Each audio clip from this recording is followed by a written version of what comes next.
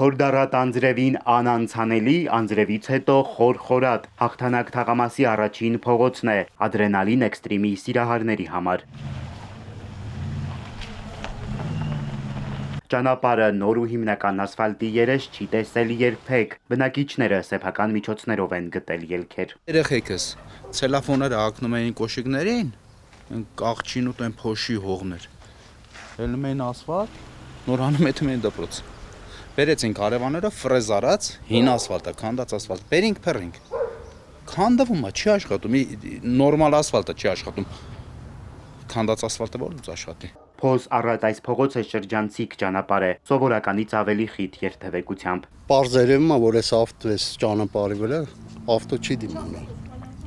Դիսարկվի, ոնց բոլոր փողոցներն են, հենց էլ ստե դիսարկվի։ Եթե չլինեն բնակիչների բարբերական դրամահավաքները, փողոցները հաղթանակում հաղթահարել չի լինի։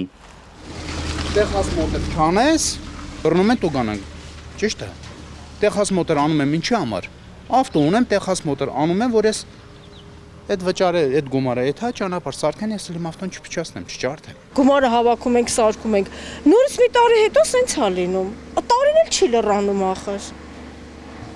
Երևի որ սուտ չասեմ, մոտապես մի անգամ մենք մի 152,000 դրամ հավաքել ենք։ Ամեն անգամ 50,000-ով, 60,000-ով, ազնվության բան եմ ասում։ Ինչքան ասեմ փոսեր, ուզում եմ հասկանալ մինչև որ ամիսն է ձգվելու։ Վերջին շաբաթն է, հրատապով կլինի, մեկ անձից կլինի, ուզում եք անձամբ գնացեք այդ ասֆալտը լցրեք, այ իրոք հաջորդ երկու շաբթի եւս մի հատ դեպք արձանագրվեց, ինձանից չնեղանաք։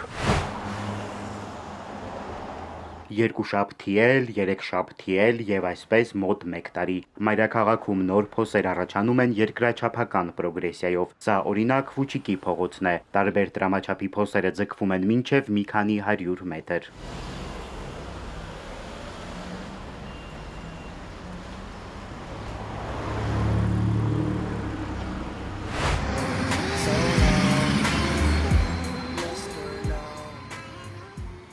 Այս բազկաթոռն էլ հարմարավետ բազմել էր Շիրակի փողոցում, ժամանակավոր, նախորդ օրերին վարորդները զգուշացնող նշանի փոխարեն էին այն դրել, մեծ ջրափոսում չսուզվելու համար։ Մի լվացքի մեքենա էլ վերահաս փոսի մասին զգուշացնում էր Ավանի բնակիչ վարորդներին։ 24 ժամը տրամադրված լինելու շինարարին, քանդած փոսը ամբողջական վերականգնելու համար։